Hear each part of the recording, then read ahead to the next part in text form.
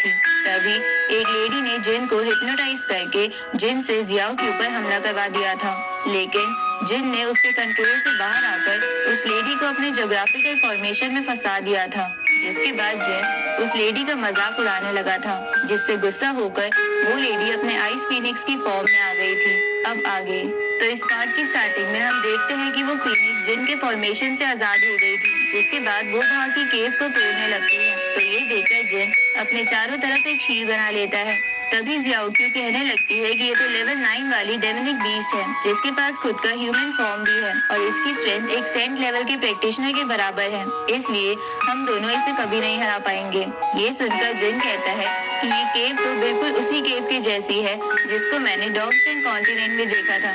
अब वो अपनी स्पेशल आई की मदद से उस फीनिक्स को देखने लगता है, जहाँ उसे दिखाई देता है कि वो आइस फीनिक्स एक इनविजिबल चेन्स में बंधी हुई है। तभी वो फीनिक्स कहने लगती है कि आज तुम्हें मेरे हाथों से कोई नहीं बचा पाएगा। इसके बाद वो उन दोनों पर हमला कर देती है। तो ये देखकर जिन जियाओक्यू को धक्का देते हुए खुद उस बीस्ट से लड़ने के लिए आ जाता है। उसी वक्त वो आइस फीनिक्स कहती है कि तुम्हारे बॉडी के अंदर बहुत से कर्स मौजूद है, इसलिए मैं तुम्हें नहीं मार सकती, लेकिन मैं तुम्हारी बॉडी को प्योरीफाई करके अपना पपेट बना सकती हूँ। साथ ही वो जियाओक्यू पर भी हमला कर देती है, जिससे जियाओक्यू शील्ड बनाकर रोकने लगती है, लेकिन वो उस फीनिक्स के अटैक को नहीं रोक पाती। इसके बाद वो आइस फीनिक्स जियाओक्यू पर हमला करने के लिए आगे आने लगती है, लेकिन तभी जिन उसकी चेन्स को पकड़ लेता है। तो ये देखकर वो आइस फीनिक्स हैरान होते हुए जिन से कहने लगती है कि आखिर तुम्हें इन चेन्स के बारे में कैसे पता चला।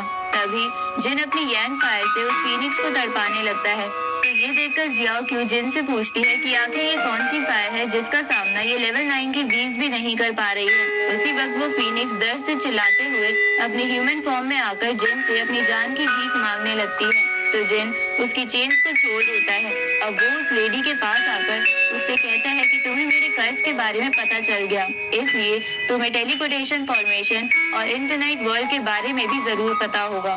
ये सुनकर वो लेडी जिन से कहती है कि अभी तक टेलीपोर्टेशन फॉर्मेशन अनलॉक नहीं हुआ है, तो तुम्हें इन सभी चीजों के बारे में कहां से पता चला। जिस पर जिन उससे कहता है कि रॉबर्ट्स ने टेलीपोर्टेशन फॉर्मेशन को ढूंढ लिया है और वो लोग दूसरे वर्ल्ड के लोगों के साथ मिलकर इस वर्ल्ड को तबाह करने की प्लानिंग कर रहे हैं, इसलिए तुम्हें मुझे उस फॉर्मेशन के बारे में बताना होगा। जिस पर वो लेडी जिन को दूर करते हुए कहती है कि मैं इस केव में पिछले हजारों सालों से इसलिए कैद हूँ ताकि मैं इस सीक्रेट को किसी को न बता सकूं, इसलिए मैं तुम्हें इस बारे में कभी नहीं बताऊंगी। तो ये सुनकर जिन इससे कहते हैं कि अगर हमने आउटर वर्ल्ड के लोगों को हरा दिया तो तुम्हें यहाँ कैद होकर रहने की भी जरूरत नहीं होगी, और वो इतना कहकर वहाँ से जाने लगता है। तो जाते जाते जियाओक्यू उस लेडी से उसके स्पिरिचुअल रूट को लेने के लिए माफी मांगती है। साथ ही वो अपने चार्म स्किल का इस्तेमाल उस लेडी पर कर देती है, जिसके बाद वो लेडी उन दोनों को रोकते हुए कहती है कि कल एक सेंट एक सिल्वर फॉक्स के साथ यहाँ उसी फॉर्मेशन को जानने के लिए आए थे, लेकिन वो दोनों भी यहाँ से खाली हाथ लौट गए। जिसको सुनकर जियाओक्यू कहने लगती है कि वो दोनों जरूर मेरे फादर और अंकल यिन होंगे। तभी वो लेडी जिन को एक फेदर देते हुए कहती है कि ये फेदर तुम्हें टेलीपोर्टेशन फॉर्मेशन का रास्ता बताएगी। जिसके बाद हम देखते हैं कि जिन और जियाओक्यू स्वॉर्ड पर फ्लाई करते हुए वहाँ से जा रहे थे। तभी जिन की वेपन स्पिरिट बाहर आकर बोलती है कि मैं यहाँ एक सेंट की ब्रेथ को फील कर पा रही हूँ, जिस पर जियाओक्यू कहती है कि वो जरूर मेरे फादर होंगे।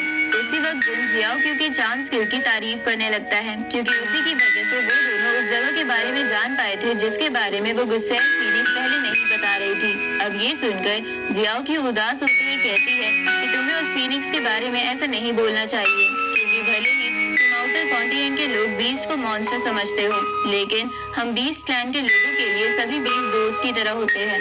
तभी जिन की वेपन स्पिरिट कहने लगती है कि ऐसा लगता है जियाओक्यू अपने फादर को लेकर काफी परेशान है, इसलिए हमें उसकी मदद करनी चाहिए, क्योंकि उस लेडी के अकॉर्डिंग अभी तक टेलीपोर्टेशन फॉर्मेशन अनलॉक नहीं हुआ है। उसी वक्त जियाओक्यू की रिंग ग्लो करने लगती है और वो थोड़ा घबरा जाती है, तो उसका ध्यान हटने के कारण वो जिन की स्वॉर्ड से नीचे गिर जाती है, लेकिन जिन सही समय पर आकर जियाओक्यू को गिरने से बचा लेता है। तभी जियाओक्यू कहती है कि मेरे फादर और अंकल यिन का कोई पीछा कर रहा है और वो दोनों किसी खतरे में हैं। उसी वक्त वहाँ फेंगजू नाम का एक बंदा आ जाता है, तो उस बंदे को देखकर जिन अपने मन में सोचने लगता है कि मैं इस बंदे की ब्रेथ भी फील नहीं कर पा रहा हूँ, साथ ही मुझे ये भी पता नहीं चल पा रहा है कि ये कौन से लेवल पर है। अब वो फेंगजू से पूछता है कि क्या तुम आउटर वर्ल्ड से आए हो। जिस पर फेंग जू जिन को बताता है कि मैं गुआन विंग वर्ल्ड से आया हूँ और मैं एक 6 टेल सिल्वर फॉक्स का पीछा कर रहा था। तभी जियाओ क्यू को पता चल जाता है कि फेंग जू ने उसके फादर और अंकल येन को काफी इंजर्ड कर दिया था। अब ये जानकर वो घबरा जाती है, तो जियाओ क्यू को देखकर फेंग जू को भी समझ आ जाता है कि जियाओ क्यू उस सिल्वर फॉक्स को जानती है, इसलिए वो कहने लगता है कि अब तुम्हें मेरे साथ चलना होगा। जिस पर जिन अपने स्वॉर्ड को बाहर निकालकर फाइट के लिए रेडी हो जाता है। तो ये देखकर फेंग जू अपने अम्ब्रेला को घुमाते हुए बोलने लगता है कि तुम तो जिन हो ना, जो कि बस सेमी सेन के लेवल पर है। तभी जिन उस पर बहुत सारे स्लैश अटैक करता है, लेकिन फेंग जू अपने अम्ब्रेला से उसके सभी अटैक्स को रोक लेता है। जिसके बाद वो काफी तेजी से जिन के पास आकर उसे गले से पकड़ते हुए कहने लगता है कि तुम तो काफी काइंड पर्सन हो, जो कि अपना सेक्रीफाइस देकर उस फॉक्स क्लैन की लड़की को बचाने की कोशिश कर रहे हो। इसके बाद वो आगे कहता है कि रिपोर्ट के अनुसार तुम इस वर्ल्ड के सबसे टैलेंटेड पर्सन हो, जिसने कि इन्फिनाइट वर्ल्ड के गैन लिन को हरा दिया था, लेकिन मैं तुम्हारी स्ट्रेंथ को देखकर काफी डिसअपॉइंट हुआ। तभी जिन अपने आर्टिफैक्ट की मदद से उस पर पीछे से हमला कर देता है, जिससे कि फेंग जू काफी दूर जाकर गिरता है।